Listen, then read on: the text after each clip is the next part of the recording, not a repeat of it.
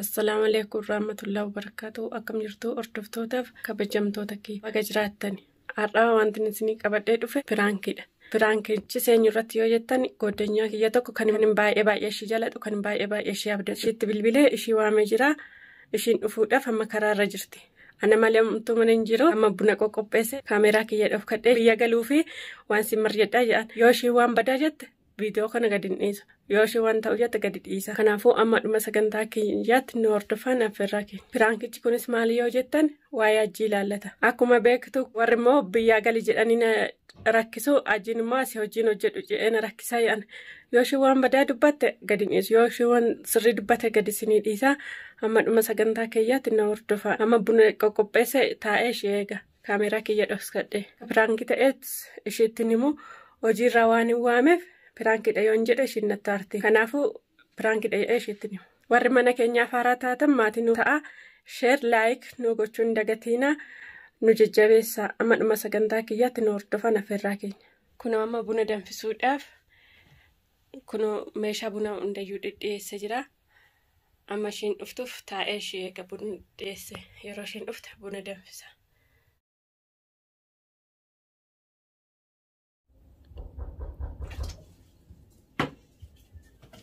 Dhuftee jirti.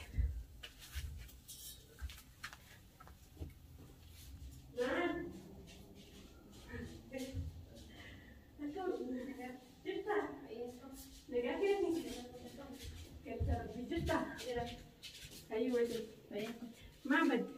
Maalin bareeduma jira. Seen. Ishee.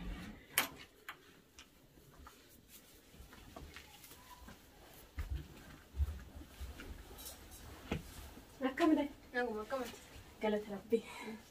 Hojiin jiru nafa. Bareeda. Hin turte? Hojii namoota xiqqoo na tursiisa. Maaliif dhariifattee nama amtalee dirqamaan hin hojjetu? Biyyoon xumurree maadaama eeyyamsiifadhee too dhufe. Wayi sittaa jameetan si waame. Maal nutti ajamte gaadheen gadduun si biraa deemamti maal taate? Waan dirqama wayii sittaa jamee si mari'achuu fedhe si waame. Maal namoonni dirqamaan ittiin nama mari'attu? Samoona kana biyya gala jedhee yaade Ishee. akkuma beekamu ajjiin illee hojiin qabu. Akkamitti dhiistee biraa deemte? Akkamitti dhiistee biraa deemta? Innoo hin beeka? Hin beeku inni garuu ganaatti mufi.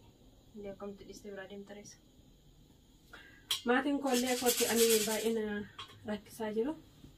Kanaafuu dirqama deemuu qaba. Akkamitti gattee too biraa deemta biraa gattee deemuu biraa waan qabdu malee.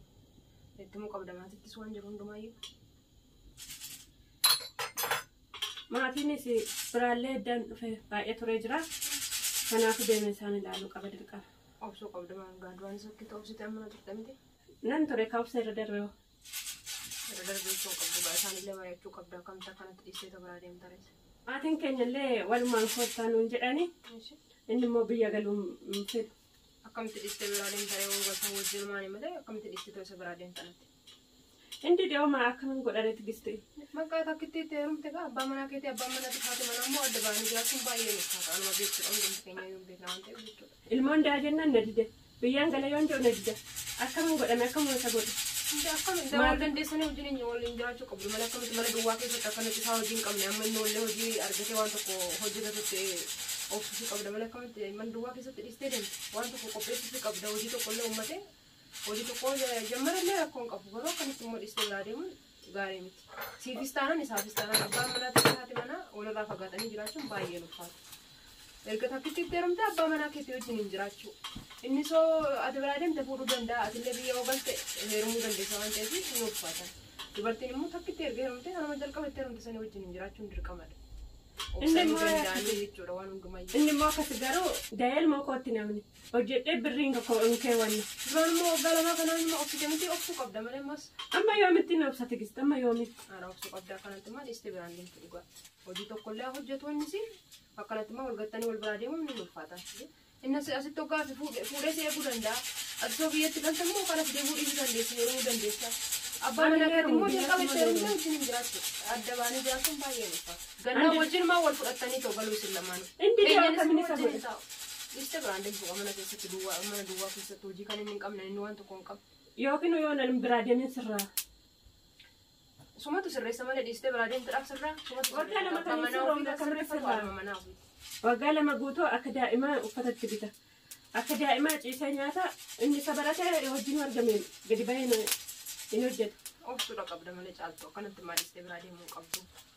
Maan kanuma beektu kana miti namni asitti ol fuudhee haadha mana horatee asitti wal dhiisee wal biraa deemeeyyuu daa'ima kan wajjin godhate wal gatee kan wal biraa deeme ishinis asitti heerumti innis biyyatti ogalee hin fuudha. Kanaaf immoo obsitanii atis obsitee innis obsee wal dandeessanii wajjin hin jiraachuudha. Malee gattee biraa hin deemu. Ani immoo gatee deemuu barbaanne. Ingalannan na dide hojjedhu ennaan na dide akkam godhame anirriyaa kootee ensi mari'achuuf si waame anirriyaas malee hin qabu. Isa maal beeka akka ati ana malee hin qabne garuu ta'uu hin qabu malee obsuu qabda. Duraanuma akkumittuu obsitee as geesse ammas immoo obsitanii wal dandeessanii wajjin hin jiraachuudha. Malee maatiin kee kootu sin jedhedha gartee mana duwwaa keessatti isaa hojii hin qabne isa haala mijataa keessa hin jirre dhiistee biraa deemuun baay'ee ulfaatan gaarii miti siifis taanaan jechuudha. Anirriyaa kootii naa dubbatta ensi waame. Rakkoo kositti himachuuf hin si waame. Ati immoo isaaf garagaltee dubbattaa? Isaaf dubbachuu koo miti. Ati innis anaaf obboleessa, innis anaaf obboleessa, ati anaaf obboleettidha waan taateef iyyuu dhugaadhuma jirtu hin dubbadde. Kanaaf gattee biraa deemuu hin qabdu. Obsitee taa'uu qabda malee wal dandeessaniitu. Akkamitti dhiistee biraa deemte? Namni mee akkanatti naafuu hin jijjiirama guyyaa tokko, guyyaan tokko hin dhufa. Akka dukkanaa itti naafuu hin baree waan ta'eef iyyuu guyyaa tokko innis amma ati dhiistee waggaa biraa deemtu guyyaa tokko mucaan kun jijjiiramuu danda'a. Ati immoo akkamitti gattee biraa deemta? Inni immoo hin jijjiirama si argisiisa guyyaa tokko jechuudha. Namni ciisee miti kan jijjiiramu. Inni immoo ciisee miti garuu hajjiin akka jijjiiramu nan beekaan dhugaa isaaf dubbachuu odoon taane dhugaadhuma jirtuun dubbadha. Guyyaa tokko jijjiiramuu danda'a namni jechuudha ilmoon namaa innuma jijjiirama akkanatti nama. Guyyaa tokko waan nan jedhe beektaa? Akkuma qaldii biyyan deeman jedhe. Achiin kiraa manaa lafa naa kaayee waan uffata koo lafa naa kaayee waan masruufa koo waan ittiin nyaadhu waan ittiin dhugu lafa naa kaayee naan jedhe. Ati nama akkana wajjin jiraadhu naan jettaa? Dhugaa isaati eenyu qabaree si malee? Eenyu qaba si malee? Haadha isaati moo abbaa isaati as jira mucaan kun dhugaa isaati siin jedhe. Eenyutti gattee too deemu? Ati isaaf dubbachuu dhufteeti? Dhugaa jirtuun dubbadhe malee isaaf dubbachuuf miti. Ati obboleetti kooti innis obboleessa kooti. Gadi ba'ee hojjetu kan dhiira miti akkuma inni hojjetame namni akkanatti nafu guyyaa tokko hin jijjiirama siin jedhee hin jira. Kanaafuu dhugaa isaati haadha qaba moo abbaa qaba mucaan kun as keessa si malee eenyu qabame? Eenyutti dhiistee deemta mana duwwaa keessatti? Ati biyyatti hin deebi'inaan jechaa jirta? Biyyatti hin deebisin jechuu kiyya miti. Walii galtanii ta'u wal fudhattanii galuu gaariidha. Anti gisti kan siin jedhu. Ajjiinumtuu waa si gorsee si fide haala jedhe. Homaa ajjiidhanis waliin argine walis hin dubbisne dhugaadhuma jirtuun dubbadhe. Siin telefoona waliin dubbattanii? Homaa waanuma tokkoyyuu waliin hin dubbanne. Ani bilbila isaatis hin qabu bilbila kootis hin qabu jechuudha. Na shakkisiistaa jirta. Homaa waan si shakkisiisu tokkomtuu hin jiru. Akka gootu jechuudha. Dhugaa jirtu itti miti haqa jirtu waan jiru hundumaa iyyuu itti miti. Masruufa isaa waan isa barbaachisu hunda guutii fiitii lafa kaa'ee fiitii ji'a lamaaf galtee maatii kee ilaaltee qaxxeettee abbaa manaa keetitti deebi'u. Tikistan eessumaa fidee lafa kaa'amee birreema kana. Ishee eenyu qaba mucaan kun si malee biyya kana keessa haadha isaati moo obboleessa moo obboleetti qaba. Anu birri baay'ee na barbaachisa. Ani biyya deemuuf hin deemu. Anuma dhugaa jirtu dubbachuuf taanaan abbaa manaa kee akkanatti mana duwwaa keessatti isaa hojii hin qabne gatiitti deebisii hin jiru. Galmaata keetiif waan baay'ee akkasii barbaachisu nan beekan. Nuyaan amma waggaa kana amma kana ture dhiisiti kan waggaa lama waggaa tokko walirraa ture iyyuu baay'een ulfaata beektaa. Waan baay'ee barbaachisa baasii baay'ee akkasii barbaachisu maatii kee ilaaluudhaaf illee waan baay'eetu jira waan ta'eef isa nan beeka garuu inni akkuma jirutti ta'e mucaan kun immoo boru jijjiiramee arguu dandeessa waan ta'eef teessisteeta waan jiru hundumaa ifachuudhaan odoo hin taane lolaan odoo hin taane wal gorsitanii waan akka kanaati jette dhugaa jirtu waliin dubbattanii furmaata odoo itti laattanii natti tola akka kiyyatti. Abbaan manaa gorsa haadha manaa hin fudhata haati manaallee gorsa abbaa manaa ofii hin dhageessi. Inni immoo akkasii.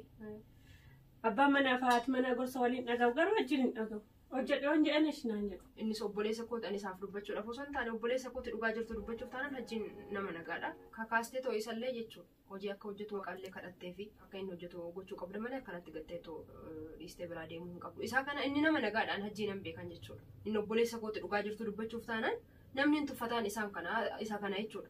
Akkuma namni tuffate immoo atis tuffachuu qabdu abbaa manaa kee. Kabajaa teessistee gorsitee wal deeffachuu qabdan dogoggora jirurraa jechuudha. Malee akkanatti mana duwwaa keessatti dhiisiti deemisiin hin jedhu. Natti hin tolle. Ani yaadni foo'isuma kanadha.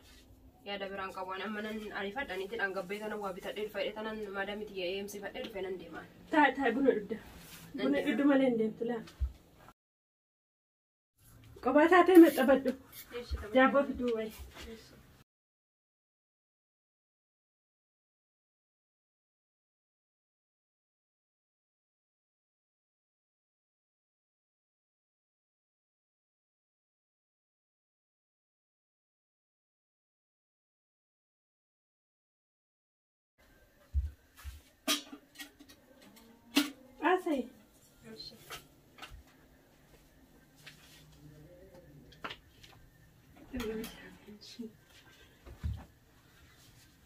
ilmoo nan daa jennaan na dhawwe kan jettu jechuudha. Maal gochiisaan mari'achuu dhaqxee erga da'uu barbaadde. Sim jettees mana ulfooftu? Sim jettee ulfooftu?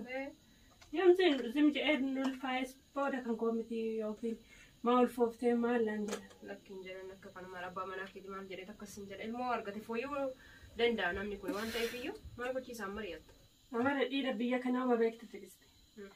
Yoon ulfaa'e yookiin nagateen na biraa deemaa yookiin kan koomiti naan jedhan. Kanaafuu zimuma jedhee taa'u naawee yookiin immoo kan biraatti heerume kan biraarraa ilmoo argachuu danda'a. Abbaa manaa kee dhiistee inni ilmoo fedhu akkamiin godhanii ilmoo fedha. Atumti deetii argisiisi malee ilmoo sii jedhee odoo hin taane ilmoo isaatii jedhee too jijjiirama namni kun. Dhiira biyya kana uma beektamis tigis yeroo isaan ulfaa'an irrumatti gatee deema yoo isaan daan dhiisee biraatti. Dhugaa rabbina haa dhiisutti ani odoon abbaa manaa qabaadde akkanitti qabadde abbaa manaa koo bulfadhu silaanatu beekachu. Insafiiniiti yaa tigis. Abbaa manaa rabbiin namaa qajeelchaa. Dhuguma rabbumaan namaa qajeelchaa. Garuu dubartiinis abbaa manaa isheetiif gahee guddaa qabdi malee. Rabbiin biratti ni gorfatee abbaa manaa ofii kan bulfachuu danda'u haadha manaatti. Amma meeni maal malti balleessaa jii? Balleessite siin hin jenne mee dhugaadhuma jirtuun dubbadhe malee siifis dubbachaa isaafis dubbachaa hin jiru. Ani waan isaa dubbachuu natti fakkaata. Ani dhugaadhuma jirtuun dubbadhe. Amma dhugaa akkuma argaa jirruttillee akkuma dhagaa jirruttillee guddoo inuma obsite. Ammas obsituma obsi xiqqoo. Obsirra darbame. Obsiin ammas inuma jijjiirama ilmi namaa kun akkanatti nafu waan ta'eef. Inni otoo jijjiirameen obsuun dadhabne. Ilmi namaa akka kanatti nafu siin jiru. Nama immoo koofsa qabu hin jiru. Kanaafuu otoo ni jijjiirameen nan obsa. Duraanis inuma obsite miti waggaana ammas immoo obsiif. Rakkoon isaan jijjiiramu qaba. Hin jijjiirama. Atumti gorfadhuun abbaa manaa kee. Ani erga neerumee tikisti. An qaaneffadhee baay'eetti qaaneffadheera baay'ee salphadhee jira. Warra koolleen gargaaru. Yerumtee erga abbaa manaa qabattee jechuudha. Maatii keetti darbitee gargaaru qabda malee yeroo hunda ta'uu hin qabu. Amma haadha manaatii abbaa manaa kee ofii keetiif mataa keetiif abbaa manaa keetiif yaaduu qabdu jireenya keessan isa fuulduraa. Maatii immoo darbitee gargaarti. Isuma darbee yoo arga waggaa lama maatii koo gargaaree hin beeku. Maatiin maal taatee biyyatti waa godhachaa hin jirtu naan jechaa jiru. Isa wajjin waa godhatta gaati nama haadha manaa abbaa manaa qabu nama bultii dhaabbatee bultii ijaarratee jiru. Inni otoo hojjetee waa godhanna akkamitti waa godhanna? Waa hundaafuu ati guyyaa deemsaa murteessite? An guyyaa deemu murteessinee amma murteessuufi. Guyyaa murteessitu anaasittis odoo hin taane nama biraattis odoo hin taane abbaa manaa keetitti waan jiru hundumaa yoo himuu qabdu. Ani isatti waan tokko himuu hin barbaanne tigisti. Otoo isatti waan tokko nimi biyya keenyatti galuu barbaada. Isatti yoo nimi waan na dhorkuuf. Sin dhorkuu inni. Akkamitti isa dhoksitee abbaa manaa kee dhoksitee gara biyyaa deemtaa tumtuuyyuu? An dhoksee deemuu fedha. Inta waan akka kanaatti immoo qabbeessatti ifaan ifatti dhugaa jirtu teessistee waan akka kanaatti jettee itti dubbachuu qabda malee gatteetoo odoo ittiin himin deemuu hin qabdu. Ta'uu hin qabu waan akka kanaa dhugaadhuma jirtu sitti malee. Ilaallaa rabbi toltu waa godha.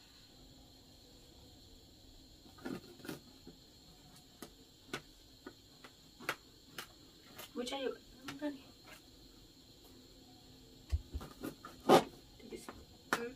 qaqqaraama walakkaa murani. Qarqaraama walakkaa murani. Daabboo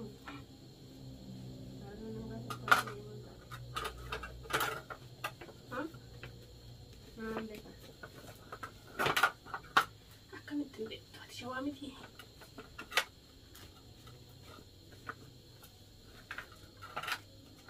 Dedde fagaate amma ani ariifadhe namti inni eegginan gala. Toleesh. Suuqiin bahee waan ta'e inni bahee dhufe.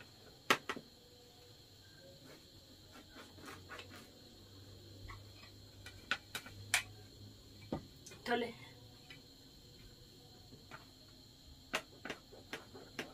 Abbaa citika. Ajji nama isa deeme. Ajjiin mana kadambullaa.